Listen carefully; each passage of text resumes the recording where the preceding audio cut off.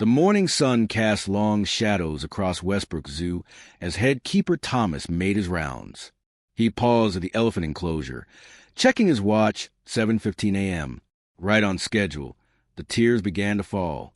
Covey, the massive 47-year-old Asian elephant, stood in her usual corner, trunk limp, ears flat against her head, with unmistakable streams of moisture trickling from her eyes down her wrinkled gray face. It was the same heartbreaking scene that had repeated without fail every morning for the past 3 years. Visitors had taken to calling her the weeping elephant, never suspecting that everything was about to change. The zookeepers at Westbrook had grown used to the routine. Every morning began the same way. Thomas would arrive first, opening the staff entrance as the earliest rays of sunlight painted the pathways. He would make his way to the elephant habitat, carrying fresh fruits and hay for breakfast. And every morning, he would find Covey already awake and in position. Same corner, same posture, same tears. "Good morning, old girl," Thomas would say softly, though his greeting never received acknowledgement. The tears were real. Dr. Wilson, the zoo veterinarian, had confirmed this early on. Unlike the myths people sometimes believed about crocodile tears, elephant tears were genuine expressions of emotion, and Covey had plenty of emotion to express. Her daily schedule had not changed in 3 years. From 7 in the morning until nearly 9, she would stand and weep. The moisture would create dark streaks down her gray skin, sometimes pooling slightly before dropping to the ground. Zoo staff had documented this behavior meticulously, concerned at first about infections or other medical issues. But the test revealed nothing physically wrong with Covey. Her body was healthy. It was her heart that was broken. After the morning tears, Covey would slowly move to accept food, eating just enough to maintain her health, but without enthusiasm. She would then return to her corner, facing the eastern wall of her enclosure for hours. Sometimes she would sway slightly, a common elephant behavior that often indicated stress or sadness. The keepers had installed cameras to monitor her overnight, revealing that her sleep was minimal and restless. Visitors who came regularly to the zoo knew about Covey. Children would ask their parents why the elephant was crying. Tour guides had developed a simplified explanation about elephants being social animals who sometimes miss their friends. But most guests simply found it unsettling to watch such obvious sadness in an animal so large and normally majestic. Several wildlife documentaries had featured Covey. One film crew had spent 3 weeks capturing her daily ritual tears, creating a segment for a show about animal emotions that had aired internationally. Researchers from nearby universities occasionally visited to observe her, taking notes and discussing theories. Covey had become famous for her sorrow. What she had lost and why it affected her so deeply remained unknown to most visitors. But the zoo staff knew the full story, and it weighed heavily on their minds every time they watched the tears fall. Covey had not always been known for her tears. For most of her life at Westbrook Zoo, she had been celebrated for her playful spirit and gentle demeanor. Visitors from decades past would hardly recognize the dejected creature who now stood weeping in the corner each morning. The change had begun exactly 3 years and 2 months ago, when Maya left. Maya and Covey had arrived at Westbrook together as young calves, barely 4 years old. They had been rescued from a failing circus where they had been mistreated and underfed. The pair had formed a bond even before arriving at the zoo, huddling together for comfort during their early hardships. Zoo records showed they had never spent a day apart in over 40 years. They had grown from playful calves to dignified adults side by side. Where Covey was outgoing and curious, Maya was calm and steady. Visitors often noticed how they moved in tandem around their habitat, their trunks occasionally intertwined in what looked remarkably like hand-holding. At night, they slept standing next to each other, their massive bodies just touching. The most experienced keepers had even observed them appearing to comfort one another during thunderstorms, which both elephants disliked. The inseparable pair had been the zoo's most beloved attraction until Maya began showing signs of severe arthritis. Despite the best efforts of the veterinary team, her condition worsened. Her joints swelled painfully, making movement difficult. Special treatments helped briefly, but the zoo lacked the specialized equipment needed for Maya's condition. After much deliberation, the zoo board made the difficult decision to transfer Maya to the Oakfield Sanctuary, a facility specializing in geriatric elephant care. The sanctuary had heated pools for joint therapy, specialized diets prepared by nutritionists, and advanced medical equipment that Westbrook simply could not afford. The transfer was meant to be temporary, just long enough for Maya to receive treatment and recover. The plan had been to reunite the elephants after 6 months. Paperwork delays, funding issues, and concerns about transport stress had extended that timeline repeatedly. No one had anticipated how profoundly the separation would affect Covey. Elephants were known to form strong bonds, of course, but the depth of her mourning surprised even the most experienced handlers. The veterinary team had assumed she would adjust after a few weeks. When that didn't happen, they expected her to adapt after a few months. As the first year passed, concern grew into alarm. Dr. Wilson had explained it to the zoo board simply. Imagine losing your best friend, your sibling, and your security blanket all at once, with no explanation and no way to understand if they're ever coming back. Without Maya, Covey had stopped participating in enrichment activities. The daily training sessions that had once stimulated her mind now held no interest. The elephant who had once painted with her trunk for special zoo events now refused even to pick up a brush. And every morning, like clockwork, the tears began at dawn and continued for hours.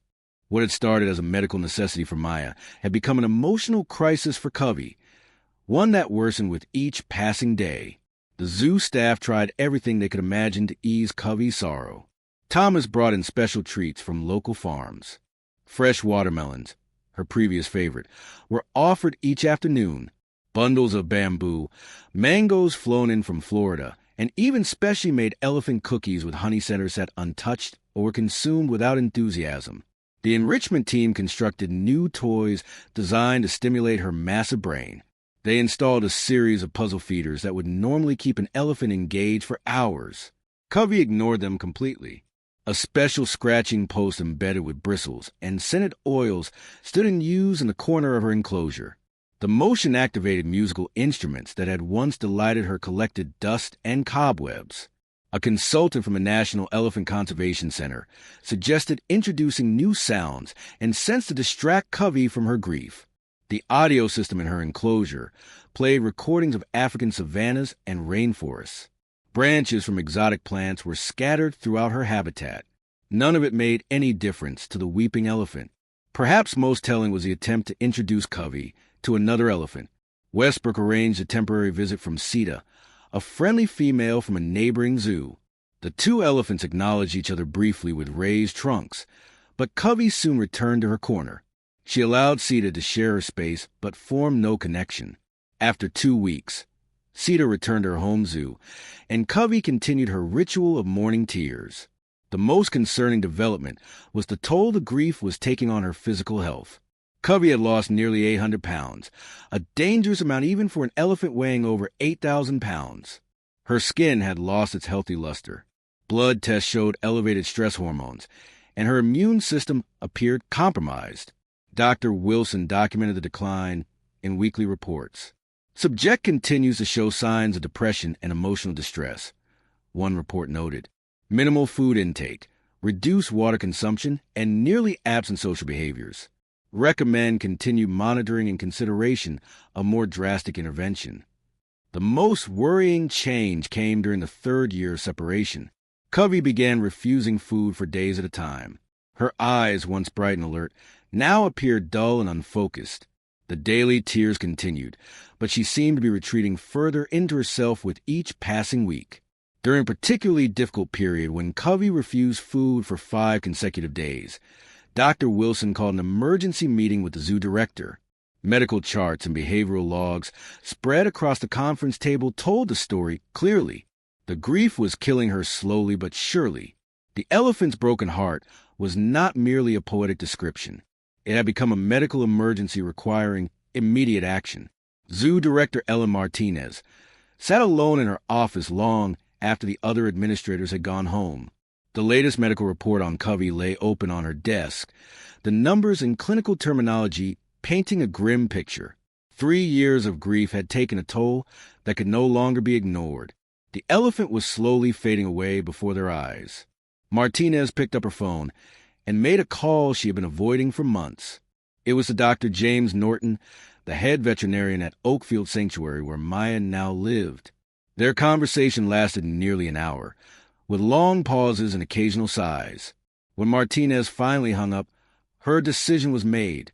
The next morning, she called a confidential meeting with only 4 staff members: Dr. Wilson, the head of transportation, the financial director, and the legal advisor. No elephant keepers were invited. Not even Thomas, who had worked with Covey for over 15 years. "What I am about to propose stays in this room," Martinez began. "No one else can know, not even our most trusted staff. If word gets out and something goes wrong, the disappointment would be devastating for everyone, especially our keepers." Over the next 2 hours, they crafted a plan that would either save Covey or be her final journey. Oakfield Sanctuary had agreed to take her, not as a temporary resident, but as a permanent one. The paperwork that had delayed Maya's return could be bypassed with an emergency medical transfer. The cost would be substantial, but the financial director had identified several donors who might contribute to such a special cause. For the next 3 weeks, preparations moved forward under strict secrecy. The transport team ordered specialized equipment, describing it as upgrades for future animal transfers. Dr. Wilson prepared sedatives and monitoring equipment, logging them as routine supply orders. The legal team worked through permit requirements, careful to file paperwork through channels that wouldn't alert the regular staff. The most difficult part was maintaining normal routines around Covey. Thomas and the other keepers continued their daily care, unaware that plans were being made to move her.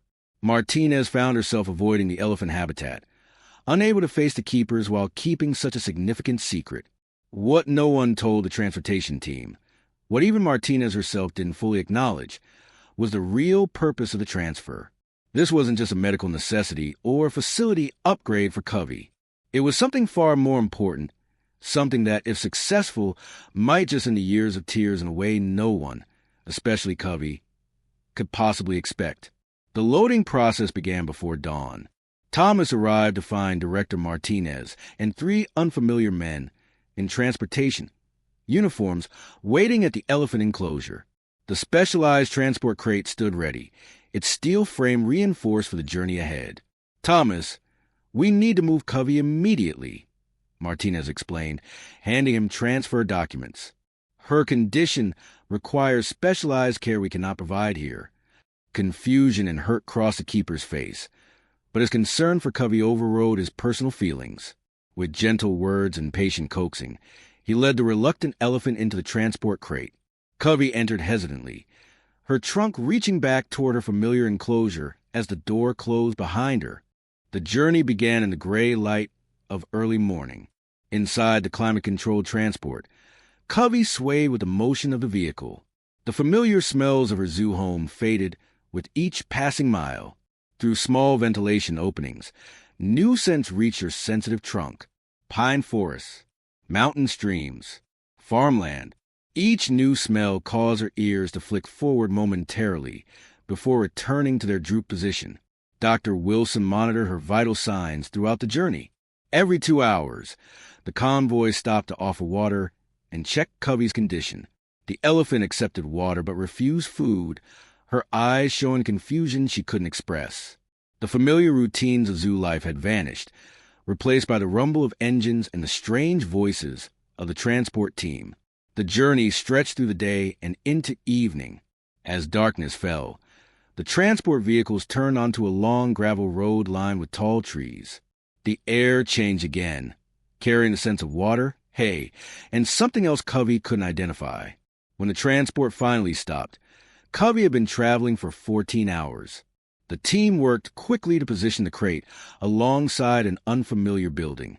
Too exhausted to resist, Covey stepped out into her new surroundings as the crate door opened. The sanctuary spread out before her, vast and unknown. Night sounds filled the air. A gentle breeze carried unfamiliar scents. Without understanding why she had been brought to this strange place, Covey stood motionless, her body tense with uncertainty, her mind unable to comprehend what awaited her in the morning light. The first light of dawn broke over the sanctuary grounds. Covey had barely slept, standing tensely in the corner of her new enclosure, her trunk lifted occasionally, testing the unfamiliar air. Something about this place triggered ancient memories in her mind, though she could not understand why. A sound drifted through the morning mist, low and rumbling, barely audible. Covey's ears shifted forward slightly. The sound came again, clearer this time. A deep vibration that elephants use to communicate over long distances. A call she had not heard in 3 long years. Across the sanctuary, separated by only a single gate, Maya sensed the arrival the night before. She had been calling since first light, her massive body swaying with anticipation. The sanctuary staff watched in amazement as the elderly elephant showed more energy than they had seen in months. The gate between the enclosures slowly opened. Covey stood motionless, her attention fixed on the sound that seemed impossible. From around a gentle curve in the path, a gray shape emerged through the morning mist. Time stopped. 2 trunks lifted simultaneously, testing the air, confirming what seemed too wonderful to believe. Maya took 1 step forward, then another. Covey remained frozen, as if movement might shatter this impossible moment. They were 20 feet apart when recognition fully dawned. Maya let out a trumpet so loud that birds scattered from nearby trees. Covey responded with a sound no one at Westbrook had heard for 3 years, a rumbling call that seemed to rise from the depths of her being. The distance between them vanished in seconds. The 2 elephants collided gently, their massive foreheads touching, trunks intertwining. Their bodies pressed together as if trying to erase the years of separation through physical contact. The sound they made together was unlike anything the sanctuary staff had ever heard, a rumbling purr that vibrated to the ground beneath their feet. For the first time in 3 years, Covey's eyes were wet not with tears of sorrow, but with joy beyond measure. The transformation in Covey was immediate and astonishing. The elephant who had stood weeping in the same corner for years suddenly became a creature of movement and sound. Her entire body seemed to expand, growing larger with newfound energy and purpose. Her trunk, once limp and lifeless, now curled upward in continuous motion, touching Maya's face, shoulders, and back as if confirming her presence was real. The sanctuary staff watched in amazement as Covey's ears, which had hung flat against her head for so long, now stood fully extended, flapping with excitement. Each movement revealed the vibrant pink inner ears that had been hidden during her years of mourning. Her eyes, once dull and unfocused, now shone with alertness and recognition. Most remarkable was the sound. After years of silence broken only by occasional sighs, Covey trumpeted repeatedly. Each call seemed louder than the last, echoing across the sanctuary grounds. Maya answered each trumpet with her own, creating a joyful conversation that needed no translation. Dr. Wilson stood beside Director Martinez, both of them speechless as they witnessed the reunion. Thomas wiped tears from his face as Covey began to walk, then trot alongside her recovered companion. The slow, shuffling movements that had marked her depression were replaced by an energy that belied her age. "Everything has changed," Martinez whispered, watching as the 2 elephants playfully sprayed water from a nearby pond. Everything. In that moment, the years of careful documentation, failed interventions, and heartbreaking reports became history. The weeping elephant was gone, replaced by a creature reborn to the healing power of reunion. The first week after the reunion unfolded like a miracle to those who had known Covey during her years of sorrow. The daily log entries at Oakfield Sanctuary told a story of transformation, so complete it seemed almost impossible. Day 1 began with breakfast, where Covey consumed more food in a single morning than she had in entire weeks at Westbrook. She devoured fresh hay, fruits, and vegetables with an appetite that astonished the nutrition staff. Maya stayed close during feeding time, occasionally sharing particularly choice items from her own portion, a behavior the sanctuary staff noted as remarkably generous. By the second day, a new morning routine had established itself. Instead of standing alone in tears, Covey now woke with the sunrise and immediately sought Maya. The pair would greet each other with gentle trunk touches before walking perimeter of their shared habitat, exploring every corner together. The daily weeping had been replaced by mutual grooming, playful splashing in the water features, and occasional games with the enrichment toys that Covey had ignored for so long. On the third day, Covey shocked everyone by initiating play with a large rubber ball, something she had refused to do for years. She pushed it toward Maya, who batted it back. The game continued for nearly an hour, with both elephants trumpeting in what could only be described as laughter. The sanctuary veterinarians documented physical changes that seemed almost impossible. Covey's blood work showed decreasing stress hormones. Her skin regained elasticity and shine. Her eyes cleared and her posture straightened. She began gaining back the weight she had lost during her years of mourning. Perhaps most telling was the nighttime behavior. Camera footage showed that rather than standing sleepless through the night as she had at Westbrook, Covey now laid down to sleep beside Maya. The two elephants would position themselves side by side, their bodies touching from shoulder to hip, their trunks occasionally reaching out during the night, as if to confirm the other's presence. By the end of the first week, the sanctuary staff had compiled enough observations to confirm what seemed obvious. The bond between the two elephants had not just resumed but strengthened. Years of separation had not diminished their connection, but had somehow deepened it, creating a relationship that Sanctuary Director James Norton described in his weekly report as one of the most profound demonstrations of elephant emotional memory ever documented. The weeping elephant had disappeared completely, replaced by a creature who seemed to be making up for every moment of joy she had missed. 6 months after the reunion, visitors to Oakfield Sanctuary often asked guides to point out the famous crying elephant. The guides would smile knowingly before leading them to a spacious habitat where two elderly elephants could be seen playing in a large pond, spraying water at each other with their trunks. "That's Covey," they would explain, indicating the larger elephant with slightly curved tusks. "She hasn't shed a tear in 6 months." The transformation had proven permanent. Covey's medical records now reflected a healthy, thriving elephant who had fully recovered from her years of depression. Her weight had returned to normal. Her activity levels matched those of elephants half her age. Researchers who had documented her grief now studied her recovery, amazed by the resilience she had shown. Maya and Covey had become the sanctuary's most popular residents. Their story of separation and reunion had spread through news outlets and social media, bringing increased donations and attention to elephant conservation efforts worldwide. Families traveled hundreds of miles to witness the pair whose bond had survived 3 years of separation. Most meaningful to those who had known Covey during her darkest days was the sound. The elephant who had been known for her silence now vocalized regularly, her trumpets and rumbles carrying across the sanctuary grounds. She called to Maya when they were momentarily separated by habitat features, and Maya always answered immediately.